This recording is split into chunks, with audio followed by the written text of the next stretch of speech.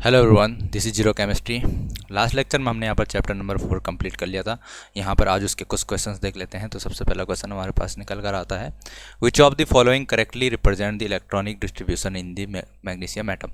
Magnesium atom हमारे पास, उसका electronic configuration हमको यहाँ पर बताना है कि उसमें किस तरीके से इलेक्ट्रॉन भरे जाएंगे। तो यहाँ पर देख लेते हैं। सबसे पहले क्या है, मैग्नीशियम है हमारे पास। तो इलेक्ट्रॉन का डिस्ट्रीब्यूशन अगर हमें बताना है किस तरीके से होता है इसमें, तो उसके लिए हमें उसका एटॉमिक नंबर पता होना चाहिए। उसका एटॉमिक नंबर कितना होता है, तो हमें पता है मैग्नीशियम का एटॉमिक नंबर 12 होता है।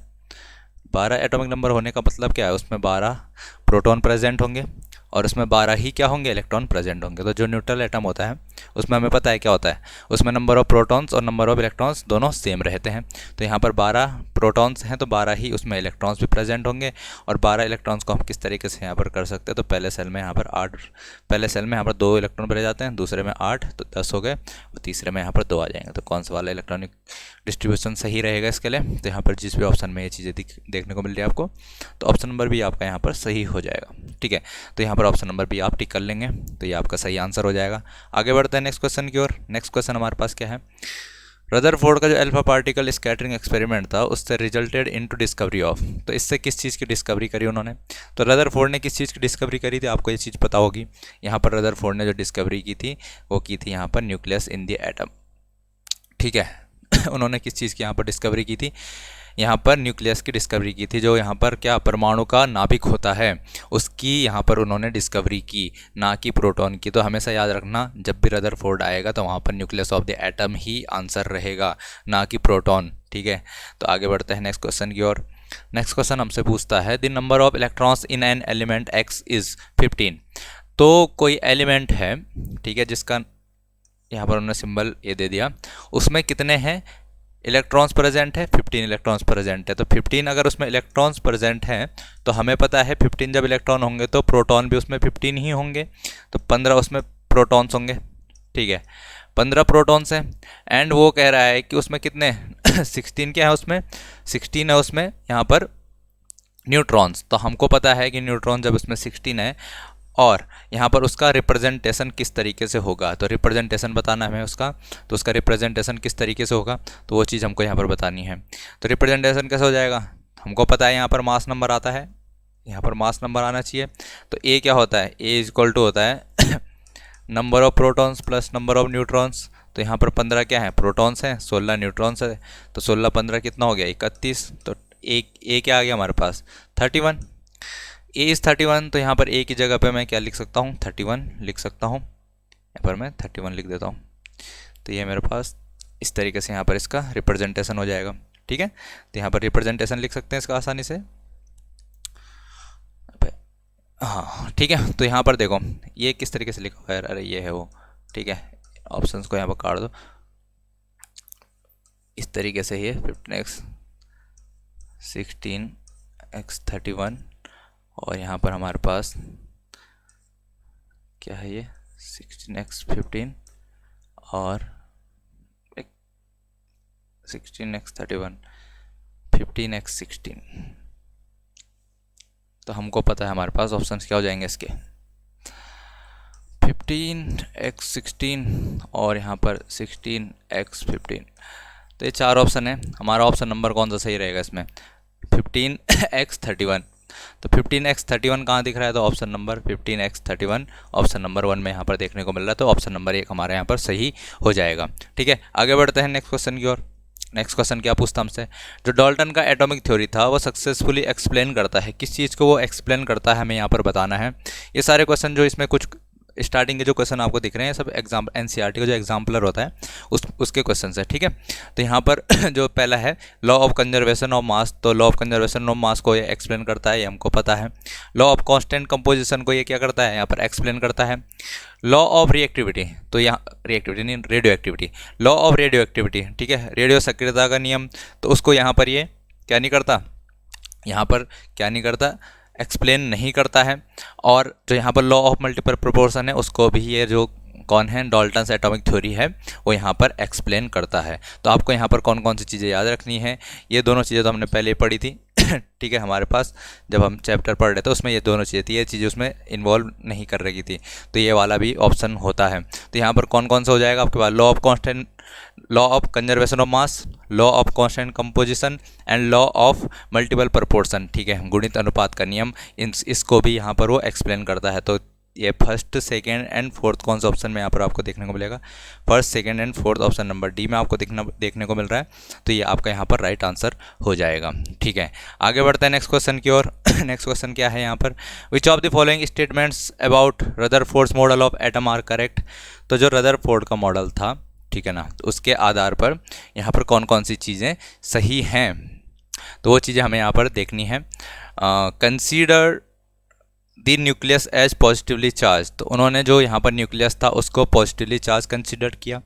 तो ये बात सही है कि गलत है, ये बिल्कुल सही बात है, ठीक है। Establish that the alpha particles are 4 times as heavy as a hydrogen atom, तो ये तो पहले से पता था ना, ये कि अल्फा पार्टिकल जो होता है वो हैवी होता है, ठीक है। तो ये चीज़ थोड़ा ना बताई थी उन्होंने यहाँ पर, तो ये चीज़ नहीं बताई उन्होंने, इस चीज़ की खोज थोड़े ना की उन्होंने क्या यहाँ पर बताया, can be compared to solar system. उन्होंने क्या सोलर सिस्टम के साथ कंपेयर किया था उसको, बिल्कुल उन्होंने सोलर सिस्टम के साथ कंपेयर किया। उन्होंने कहा कि न्यूक्लियस जैसे है ऐसे ही सन होता है सोलर सिस्टम में, और जैसे प्लैनेट्स यहाँ पर एक क्या है सर्कुलर पाथ में चक्कर लगाते हैं इस न्यूक्लियस के, वैसे ही यहाँ पर सन जैसे क्या होता है सोलर सिस्टम में सन होता है ना सेंटर में, और चारों ओर क्या है यहाँ पर एक सर्कुलर पाथ में जो ग्रह होते हैं प्लैनेट्स होते हैं वो चक्कर लगाते हैं सन के। ऐसे ही उन्होंने कंपेयर किया एटम को, कि उन्होंने कहा कि जो सेंटर में न्यूक्लियस होता है और जो इलेक्ट्रॉन्स होते हैं वो प्लैनेट्स की तरह यहाँ पर सर्कुलर पाथ में चक्कर लगाते हैं न्यूक्लियस के, ठीक है। तो ये चीज़ उन्होंने बताई थी।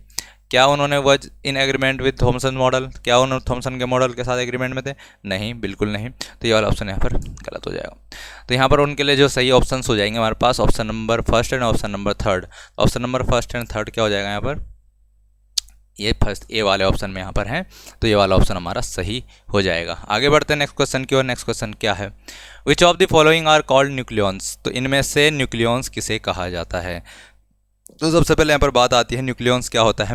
न्यूक्लियॉन्स यानी कि जो न्यूक्लियस में पाए जाते हैं, ठीक है, न्यूक्लियस में पाए जाने वाले जो पार्टिकल्स होते हैं उनको कहा जाता है यहाँ पर कि वो न्यूक्लियॉन्स हैं। तो न्यूक्लियस में कौन कौन से पार्टिकल्स पाए जाते हैं, तो आपको पता होगा, प्रोटॉन पाया जाता है, न्यूट्रॉन पाया जाता है, इलेक्ट्रॉन नहीं पाया जाता है। तो कौन कौन से हो जाएंगे, बोथ प्रोटॉन्स एंड न्यूट्रॉन्स। तो बोथ प्रोटॉन्स एंड न्यूट्रॉन्स को क्या कहा जाता है, कंबाइनली न्यूक्लियॉन कहा जाता है, ठीक है। आई थिंक ये बात आपको समझ में आ रही होगी। आगे बढ़ें नेक्स्ट क्वेश्चन की ओर बढ़ते हैं। यहाँ पर क्या है, in the Thomson model of atom which of the following statements are correct. जो थॉमसन का एटॉमिक मॉडल था उनमें कौन कौन से यहाँ पर जो स्टेटमेंट हैं वो सही हैं।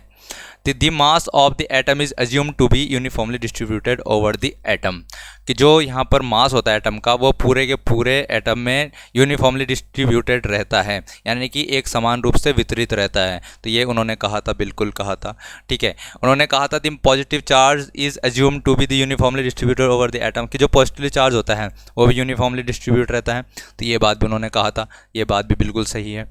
यहाँ पर the electrons are uniformly distributed in the positively charge sphere, तो क्या जो इलेक्ट्रॉन्स हैं are uniformly distributed in the positively charge sphere, तो बिल्कुल उन्होंने ये बात भी कही थी, ठीक है। Electrons are uniformly distributed in the positively charge sphere, नहीं यार, वो तो उन्होंने तो कहा था कि वो धसे हुए रहता है ना, ठीक है। वो क्या कहा था उन्होंने कि इलेक्ट्रॉन धसे हुए रहते हैं, तो ये वाला ऑप्शन गलत हो जाएगा।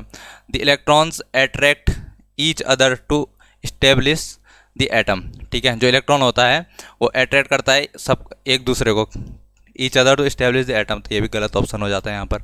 तो ये वाला भी ऑप्शन यहाँ पर क्या हो जाएगा, गलत हो जाएगा।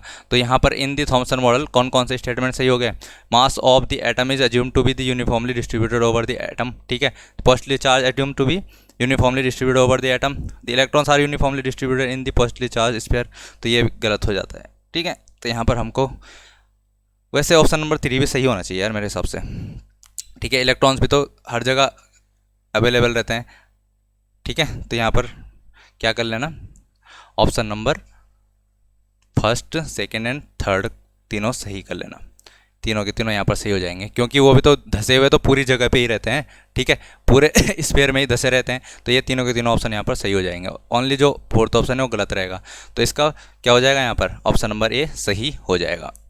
आगे बढ़ते हैं नेक्स्ट क्वेश्चन की ओर। नेक्स्ट क्वेश्चन क्या है, Rutherford's alpha particle scattering experiment showed that, ठीक है। उन्होंने जो अल्फा पार्टिकल स्कैटरिंग एक्सपेरिमेंट हुआ था उससे क्या क्या देखने को मिला। तो इलेक्ट्रॉन्स हैव निगेटिव चार्ज, क्या उन्होंने ये बताया कि इलेक्ट्रॉन्स पर निगेटिव चार्ज होता है, ठीक है, उस एक्सपेरिमेंट से नहीं, ये तो पहले ही बता दिया था कि उन्होंने, ये यहाँ पर थॉमसन ने बता दिया था इलेक्ट्रॉन्स पर नेगेटिव चार्ज होता है। ठीक है, अगला क्या था, the mass and positive charge of the atom is concentrated in the nucleus. ठीक है, इन्होंने बताया कि जो मास और पॉजिटिव चार्ज होता है एटम का, ठीक है, वो कहाँ पर रहता है, वो पूरे न्यूक्लियस में ही कंसनट्रेटेड रहता है। तो ये वाली बात उन्होंने बताई थी। Neutron exist in the nucleus, उन्होंने क्या है, उन्होंने ये बताया कि न्यूक्लियस जो क्या होता है, न्यूट्रॉन होता है वो न्यूक्लियस में रहता है, तो ये बात उन्होंने नहीं बताई थी। ठीक है, फिर यहाँ पर आता है most of the space in atom is empty, तो उन्होंने बिल्कुल ये बात बताई थी, अल्फा पार्टिकल जो एक्सपेरिमेंट हुआ था, स्कैटरिंग एक्सपेरिमेंट, उसमें ये वाला रिजल्ट निकल कर आया था। तो ऑप्शन नंबर कौन कौन से सही हो जाएंगे यहाँ पर, option number second and fourth. तो सेकेंड एंड फोर्थ किस में है, तो second and fourth option number B में है, तो ये वाला ऑप्शन हमारा सही हो जाएगा। आगे आते हैं नेक्स्ट क्वेश्चन की ओर। नेक्स्ट क्वेश्चन क्या है, नेक्स्ट क्वेश्चन हमारे पास, the ion of an element has 3 positive charge. Ion है कोई, चलो हमने मान लिया कोई आयन है, ठीक है, उस पर 3 पॉजिटिव चार्ज है। ठीक है, mass number of the atom is 27, इसका मास नंबर है 27। ठीक है, मास नंबर 27 है, and the number of neutrons is 14, तो नंबर ऑफ न्यूट्रॉन्स 14 है, न्यूट्रॉन्स की संख्या 14 है। तो मैं निकाल सकता हूँ इससे इसका प्रोटॉनों की संख्या, प्रोटॉन की संख्या निकाल सकता हूँ। जब मैं प्रोटॉन्स निकाल लूँगा तो उससे मुझे पता चल जाएगा इसका एटॉमिक नंबर कितना है। तो प्रोटॉन निकाल देता हूँ, 27 में से 14 घटा देता हूँ तो कितना आ जाएगा, 13 प्रोटॉन्स, यानी कि एटॉमिक नंबर इसका 13 है। और 13 नंबर पे कौन सा यहाँ पर एलिमेंट आता है, तो हमको पता है वो एलिमेंट कौन होता है एल्यूमिनियम। एल्यूमिनियम क्या आता है 13 नंबर पे। तो हमको पता है कि जब कोई न्यूट्रल होता है तो उसके जितने प्रोटॉन होते हैं उतने ही उसमें कितने क्या होते हैं, इलेक्ट्रॉन्स होते हैं। बट यहाँ पर 3 पॉजिटिव चार्ज आ रखा है, तो जब इसमें 13 थे, 13 में से 3 इलेक्ट्रॉन चले गए तभी तो 3 पॉजिटिव चार्ज आया। तो 13 में से 3 जाएगा तो 10 इलेक्ट्रॉन्स बच जाएंगे। कितने इलेक्ट्रॉन्स बच जाएंगे, 10 इलेक्ट्रॉन्स यहाँ पर बच जाएंगे। तो ऑप्शन नंबर हमारे पास जो पी है यहाँ पर सही ऑप्शन हो जाएगा। ठीक है, इसको आप टिक कर लेंगे। नेक्स्ट क्वेश्चन की ओर बढ़ते हैं। नेक्स्ट क्वेश्चन क्या है नेक्स्ट क्वेश्चन हमसे पूछता है, the maximum number of electrons in any shell of an atom is. तो maximum number of electrons in any shell, तो मैक्सिमम नंबर ऑफ इलेक्ट्रॉन्स किस तरीके से बता सकते थे हम, तो हमने देखा था एक बोरबरी का यहाँ पर नियम था, उन्होंने यहाँ पर बताया था कि maximum number of electrons 2n² किसी सेल में हो सकते हैं। ठीक है, तो ऑप्शन नंबर यहाँ पर हमारे पास बी जो है वो सही हो जाएगा। नेक्स्ट क्वेश्चन की ओर बढ़ते हैं। नेक्स्ट क्वेश्चन क्या है, नेक्स्ट क्वेश्चन हमारे पास, in a sample of ethyl ethanoate, ये इथाइल इथेनोएट है, ठीक है, इसका सैंपल है, इसमें जो ये दोनों ऑक्सीजन है, ठीक है, ये दोनों oxygen, the 2 oxygen atoms have the same number of electrons, number of electron same है इनमें, बट न्यूट्रॉन्स क्या है इनमें डिफरेंट है। तो इलेक्ट्रॉन की संख्या जितनी होगी उतने ही प्रोटॉन की संख्या होगी। ठीक है, जितने इलेक्ट्रॉन उतने ही प्रोटॉन, तो प्रोटॉन मतलब दोनों में सेम है, तो प्रोटॉन सेम है मतलब दोनों का, हमको पता है ऑक्सीजन ऑक्सीजन है तो दोनों का क्या होगा, यहाँ पर जेड सेम होगा, जेड सेम रहेगा दोनों का। बट नंबर ऑफ क्या है यहाँ पर, न्यूट्रॉन्स अलग अलग हैं नंबर ऑफ न्यूट्रॉन्स अलग है यहाँ पर, तो न्यूट्रॉन अलग है, इसके n1 न्यूट्रॉन है, इसमें n2 न्यूट्रॉन है, तो दोनों का न्यूट्रॉन्स अलग हैं। तो यहाँ पर क्या हो जाएगा, इनका मास नंबर चेंज हो जाएगा, न्यूट्रॉन्स चेंज है तो मास नंबर चेंज हो जाएगा। हमको पता है कि क्या है, जब क्या रहता है, atomic number same, atomic number जब सेम होता है और क्या मास नंबर डिफरेंट होता है तो उस टाइप में क्या कहते हैं तो पहले ऑप्शन देख लेते हैं। पहले, one of the oxygen atom has gain electron, क्या एक ने इलेक्ट्रॉन गेन करे हैं, ये तो बिल्कुल नहीं। One of the oxygen atom has gain 2 neutrons, तो ये भी बिल्कुल गलत। The 2 oxygen atoms are isotopes, क्या वो 2 ऑक्सीजन एटम आइसोटोप हैं, तो बिल्कुल आइसोटोप हैं, क्योंकि दोनों का क्या है, यहाँ पर जेड तो सेम है, नंबर ऑफ प्रोटॉन सेम है, बट दोनों का मास नंबर डिफरेंट है, क्योंकि मास नंबर क्या होता है, प्रोटॉन्स प्लस न्यूट्रॉन की संख्या। ठीक है ना, प्रोटॉन्स और न्यूट्रॉन की संख्या क्या है, डिफरेंट है, क्योंकि यहाँ डिफरेंट नंबर ऑफ न्यूट्रॉन्स हैं तो न्यूट्रॉन डिफरेंट हो जाएंगे तो उनका मास नंबर डिफरेंट आ जाएगा, और मास नंबर जब डिफरेंट आता है, एटॉमिक नंबर सेम रहता है, तो वो क्या होते हैं, यहाँ पर आइसोटोप्स होते हैं। तो हमारा ऑप्शन नंबर सी यहाँ पर सही हो जाएगा। नेक्स्ट क्वेश्चन की ओर बढ़ते हैं। नेक्स्ट क्वेश्चन क्या है नेक्स्ट क्वेश्चन हमारे पास, एलिमेंट्स विद वैलेंसी 1 आर, तो वो एलिमेंट जिनकी वैलेंसी 1 होती है, हमको पता है वैलेंसी क्या होता है, जितने वो बॉन्ड बनाते हैं, ठीक है, जितने बॉन्ड बनाते हैं वो वैलेंसी होती है। तो क्या वो ऑलवेज मेटल रहेंगे जिनकी वैलेंसी 1 होती है, क्या फिर वो मेटलॉइड्स रहेंगे, उपधातु रहेंगे, आइदर मेटल्स और नॉन मेटल्स, या तो धातु रहेंगे या फिर अधातु रहेंगे, या फिर ऑलवेज नॉन मेटल, या फिर हमेशा अधातु रहेंगे। ठीक है, तो हम यहाँ पर एग्जांपल देख लेते हैं कुछ। जैसे हमारे पास लिथियम है, लिथियम की वैलेंसी कितनी होती है, लिथियम की वैलेंसी 1 होती है। जैसे क्या है हमारे पास सोडियम है, सोडियम की वैलेंसी क्या होती है, सोडियम की वैलेंसी भी 1 होती है, दोनों मेटल्स हैं तो वैलेंसी 1 है। अब मैं बात करता हूँ क्लोरीन, क्लोरीन की वैलेंसी भी कितनी होती है, 1 होती है। ठीक है। यहाँ पर मैं फ्लोरीन की बात करता हूँ, फ्लोरीन की वैलेंसी भी क्या होती है, 1 होती है। तो इस तरीके से मैं कह सकता हूँ कि ये दोनों क्या है, मेटल है, ये दोनों नॉन मेटल हैं। तो जो वैलेंसी 1 रखते हैं वो कौन कौन हो सकते हैं, आइदर मेटल और नॉन मेटल, या तो वो मेटल्स हो सकते हैं या फिर वो नॉन मेटल्स हो सकते हैं। तो इस तरीके से आप इसको देख सकते हैं। तो ये वाला ऑप्शन हमारा सही हो जाएगा। नेक्स्ट क्वेश्चन की ओर बढ़ते हैं। The first model of an atom was given by, तो ये तो सब बच्चे को भी पता होगा, जिसने यहाँ पर एडमिशन लिया होगा 9th क्लास में, सीधे उसको यही चीज़ बताई जाती है। तो यहाँ पर क्या था, atom was given, first model of atom तो जे थॉमसन ने दिया था, हमको पता है। तो ये वाला ऑप्शन ये सही टिक कर लेंगे आप। नेक्स्ट क्वेश्चन की ओर बढ़ते हैं। नेक्स्ट क्वेश्चन क्या है, an atom with 3 protons and 4 neutrons will have valency of, valency बतानी है। क्या क्या चीज़ें दे रखी हमें, 3 प्रोटॉन दिए हैं, 3 प्रोटॉन दिए हैं, तो यहाँ से हमको सीधे पता चल जाएगा जेड की वैल्यू पता चल जाएगी 3। जेड 3 किसके लिए होता है, यानी कि एटॉमिक नंबर 3, तो लिथियम, और लिथियम की वैलेंसी अभी देख के आ रहे हैं हम कि कितना होता है, 1 होता है। ठीक है, ये वाला ऑप्शन लगा लेंगे आप। नेक्स्ट क्वेश्चन की ओर बढ़ते हैं। नेक्स्ट क्वेश्चन क्या है, the electron distribution in an aluminium atom, aluminium कितना होता है, 13 किस तरीके से हो जाएगा, ट्रू, 8 और 2 10 और 3 13, तो 283 किस में आपको देखने को मिल रहा है, तो 283 ऑप्शन नंबर ए में आपको देखने को मिल रहा है। तो ये चीज़ आपको हो जाएगी। तो अगर जब भी आपको डिस्ट्रीब्यूशन देखना है इलेक्ट्रॉन का, तो आपको उनका एटॉमिक नंबर पता होना चाहिए, फिर आप इनको आसानी से कर लेंगे। आगे बढ़ते हैं नेक्स्ट क्वेश्चन की ओर। Isotopes of an element have, तो जो आइसोटोप्स होते हैं किसी एलिमेंट के, क्या उनके फिजिकल प्रॉपर्टी सेम रहती हैं, क्या उनकी केमिकल प्रॉपर्टी डिफरेंट रहती हैं, क्या उनके डिफरेंट नंबर ऑफ न्यूट्रॉन्स रहता है, या फिर उनके एटॉमिक नंबर डिफरेंट रहते हैं। तो ये तो बिल्कुल गलत बात है, आइसोटोप्स का एटॉमिक नंबर तो बिल्कुल सेम रहता है। फिर बात आती है कि सेम फिजिकल प्रॉपर्टीज़, नहीं, फिजिकल प्रॉपर्टीज़ डिफरेंट होती है। क्या उनकी डिफरेंट केमिकल प्रॉपर्टीज़ होती है, नहीं, उनकी केमिकल प्रॉपर्टीज़ सेम रहती है। Same chemical properties, different physical properties, याद रख लेना, इनको कहीं पर लिख लो, ठीक है। और उनमें हमको पता है डायरेक्टली क्या होता है, डिफरेंट नंबर ऑफ न्यूट्रॉन्स होते हैं, इसी के कारण तो उनका मास नंबर चेंज हो जाता है, ठीक है। तो डिफरेंट नंबर ऑफ न्यूट्रॉन्स होने के कारण ही उनका मास नंबर यहाँ पर चेंज होता है। तो ऑप्शन नंबर सी हमारा सही हो जाएगा। ठीक है, नेक्स्ट क्वेश्चन की ओर बढ़ते हैं। नेक्स्ट क्वेश्चन हमारे पास है, which of the following statement is always correct, इनमें से कौन सा स्टेटमेंट हमेशा सही रहेगा। तो option number 1 is, an atom has equal number of electrons and protons, किसी एटम में जो number of electrons and protons रहता है वो हमेशा सेम रहता है। तो बिल्कुल सही बात है, जो अगर न्यूट्रल रहेगा एटम तो यहाँ पर उसमें हमेशा क्या रहेंगे, number of protons and number of electrons same रहेंगे। तो ये वाला ऑप्शन हमारा सही हो जाता है। अगला ऑप्शन देख भी लेते हैं फिर भी, an atom has equal number of electrons and neutron, बिल्कुल नहीं, हमेशा नहीं हो सकते। An atom has equal number of protons and neutrons, ये भी हमेशा नहीं हो सकते। और ये इलेक्ट्रॉन पर ये तो हमेशा नहीं हो सकते, ठीक है। तो ऑप्शन नंबर ए हमेशा रहेगा। आगे बढ़ते हैं। Atomic models have been improved over the years, ठीक है। Arrange the following atomic models in the order of their chronological order, सबसे पहला कौन सा आया, उसके बाद कौन सा आया, उसके बाद कौन सा आया, ये चीज़ हमको बतानी है। तो सबसे पहला मॉडल कौन सा आया था, हमको पता है थॉमसन का सबसे पहला आया था, ठीक है। उसके बाद रदरफोर्ड का आया था, उसके बाद बोर का आया था। तो सबसे पहले ऑप्शन नंबर 2 लिख लेंगे, 2 वाला। फिर कौन सा आया, 2 के बाद आया फर्स्ट, 2 के बाद आया फर्स्ट, और फर्स्ट के बाद आया थर्ड। तो ये वाला ऑप्शन हमारा सही हो जाएगा, जो ऑप्शन नंबर सी है। तो ये तो सबको इजी क्वेश्चन था, कर लेंगे सभी। नेक्स्ट क्वेश्चन की ओर बढ़ते हैं। Which of these is a pair of, ठीक है, पेयर ऑफ आइसोबार, आइसोबार का पेयर, संभारिक का यहाँ पर युग्म कौन सा है, संभारिक का जोड़ा कौन सा है। संभारिक माने आइसोबार, आइसोबार यानी कि जिसमें मास नंबर तो सेम रहेगा, सेम मास नंबर, ए की वैल्यू सेम रहेगी, ए की वैल्यू सेम रहेगी, बट डिफरेंट क्या रहेगा, यहाँ पर जेड की वैल्यू डिफरेंट रहेगी, एटॉमिक नंबर डिफरेंट रहेगा। तो बात करते हैं यहाँ पर, क्या इनमें मास नंबर सेम है। ये देखो ये कैसा है, देखो पहले इसको सही से लिख लेता हूँ यार, ठीक है। कार्बन है 6C12 8O 16, second one is 6C13 6C14, देखो मास नंबर सेम है क्या, ये भी नहीं, तो ये वाला ऑप्शन गलत।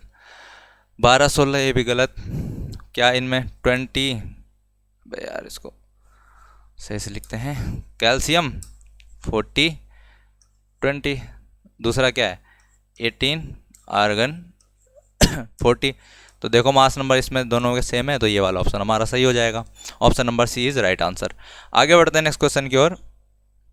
क्या है यहाँ पर, the nucleus of the hydrogen atom is called as, जो हाइड्रोजन एटम का न्यूक्लियस होता है उसको और क्या कहा जाता है। तो यहाँ पर बात करें, न्यूट्रॉन होता है क्या, इलेक्ट्रॉन होता है क्या, प्रोटॉन या फिर न्यूक्लियॉन्स। ठीक है, तो यहाँ पर हाइड्रोजन एटम के न्यूक्लियस को क्या कहा जाता है, तो हमको पता होना चाहिए पहले हाइड्रोजन का न्यूक्लियस, यानी कि हमें पता है 1H1। ठीक है, यानी कि हाइड्रोजन का जो एटम होता है उसमें एक इलेक्ट्रॉन पाया जाता है, ये एक इलेक्ट्रॉन घूमता रहता है यहाँ। ठीक है, न्यूक्लियस में क्या रहता है, सिर्फ एक प्रोटॉन प्रेजेंट रहता है। तो जो हाइड्रोजन का यहाँ पर न्यूक्लियस बनता है वो किससे बना होता है, सिर्फ एक प्रोटॉन से बना हुआ है। तो एक प्रोटॉन से बना हुआ तो उसको क्या कहेंगे, प्रोटॉन ही तो कहेंगे। तो हाइड्रोजन का जो न्यूक्लियस होता है उसको प्रोटॉन भी कहा जाता है। इसीलिए कहीं पर अगर आपको H+ दिखता है तो इसको क्या कहा जाता है, इसको प्रोटॉन भी कह देते हैं डायरेक्टली। ठीक है, क्योंकि उसमें सिर्फ प्रोटॉन ही प्रोटॉन तो प्रेजेंट है और कुछ तो है नहीं। ठीक है, आगे बढ़ते हैं, फिर नेक्स्ट क्वेश्चन की ओर बढ़ते हैं। Maximum number of electrons the third shell can accommodate, तो हमको पता है इनकी वैल्यू 3, थर्ड बोला था, इनकी वैल्यू 3, फॉर्मूला में पता है 2n² होता है, n की जगह 3 का स्क्वायर इंटू 2, तो 3 3 9 दूनी 18। तो थर्ड सेल में मैक्सिमम कितने इलेक्ट्रॉन बढ़ सकते हैं, तो 18 इलेक्ट्रॉन यहाँ पर बढ़ सकते हैं। ये चीज़ आपको पता है। आगे बढ़ते हैं नेक्स्ट क्वेश्चन की ओर। नेक्स्ट क्वेश्चन हमारे पास, the number of electron shared between 2 oxygen atom is, तो 2 ऑक्सीजन एटम हमारे पास क्या है ऑक्सीजन के, तो ये भी ऑक्सीजन है, 2 ऑक्सीजन है। ठीक है, 8 इसका क्या होता है, यहाँ पर एटॉमिक नंबर 8, तो 2 और 6, इसमें भी 2 और 6, तो 6 इलेक्ट्रॉन से अब ये 2 इलेक्ट्रॉन शेयर कर लेगा किसी और के साथ, इस वाले के साथ, ये भी 2 इलेक्ट्रॉन शेयर कर देगा, तो दोनों के शेयरिंग से बन जाएंगे 8 इलेक्ट्रॉन, इसके लिए भी 8 हो जाएंगे, इसके लिए भी 8 हो जाएंगे आखिरी सेल में। ठीक है, तो दोनों के लिए 8 इलेक्ट्रॉन हो जाएंगे। तो इस तरीके से जो यहाँ पर हम बात करेंगे कितने इलेक्ट्रॉन शेयर करने से, तो 6 में 2 इलेक्ट्रॉन शेयर करने से यहाँ पर 8 इलेक्ट्रॉन हो जाते हैं। The number of electron shared between 2 oxygen atoms is 2 electrons. ठीक है, तो 2 इलेक्ट्रॉन्स शेयर करते हैं। अब यार ऑप्शन नंबर ए भी है, सी भी है, चलो इसको 3 कर लो। ठीक है, तो ऑप्शन नंबर ए हमारे पास सही हो जाएगा। आगे बढ़ते हैं नेक्स्ट क्वेश्चन की ओर। Sodium ion has number of electrons, तो सोडियम जो आयन होता है, पहले तो सोडियम क्या होता है, सोडियम यानी कि 11, एटॉमिक नंबर कितना होता है सोडियम का, 11 होता है, 11 एटॉमिक नंबर होता है जब, तो इसमें 11 इलेक्ट्रॉन्स होंगे। अब यहाँ पर उसने कहा कि सोडियम प्लस आयन है, सोडियम प्लस मतलब एक इलेक्ट्रॉन निकल गया यहाँ से, तो 11 प्रोटॉन थे तो 11 इलेक्ट्रॉन भी रहे होंगे। अब एक इलेक्ट्रॉन निकल गया, तो एक इलेक्ट्रॉन निकलने पर क्या हो जाएगा, प्रोटॉन तो 11 ही रहेंगे, एक इलेक्ट्रॉन निकल जाएगा तो 11 में से एक कितना रह जाएगा, 10। तो यहाँ पर 10 इलेक्ट्रॉन सोडियम प्लस आयन में रहते हैं। आगे बढ़ते हैं नेक्स्ट क्वेश्चन की ओर। The isotope used to remove the brain tumours and treatment of cancer is, तो ट्रीटमेंट, कैंसर के ट्रीटमेंट में जो आइसोटोप यूज होता है, हमने कल पढ़ा था कौन होता है, वो कोबाल्ट का यहाँ पर आइसोटोप होता है। यहाँ पर हमारा ऑप्शन नंबर डी इसका सही आंसर हो जाएगा। ठीक है, आगे बढ़ते हैं नेक्स्ट क्वेश्चन की ओर।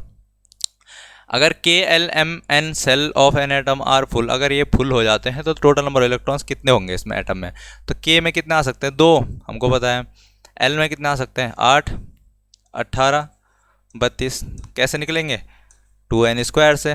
ठीक है, 2n² से n=1 में 2 होते हैं, 8, 18 और 32। ठीक है ना, तो L में कितने भरे जा, K में 2 भरे जा सकते हैं, L में 8, M और N, तो सबको जोड़ देंगे कितने हो जाएंगे, 8 और 10, 10 10 20। ठीक है, 3 और 1 4 और 2 6, तो टोटल कितने इलेक्ट्रॉन भरे जा सकते हैं, यहाँ पर 60 इलेक्ट्रॉन भरे जा सकते हैं। ठीक है, तो ये हमारे पास यहाँ पर आज आखिरी क्वेश्चन था। चैप्टर यहाँ पर फिनिश होता है, ख़त्म होता है, आज ये कंप्लीट होता है चैप्टर। और यहाँ पर कल हम नया चैप्टर शुरू करेंगे जो कि होगा बायोलॉजी का आपका 9th में, the fundamental unit of life. ठीक है, तब तक पढ़ते रहिए, मिलते हैं फिर नेक्स्ट लेक्चर में।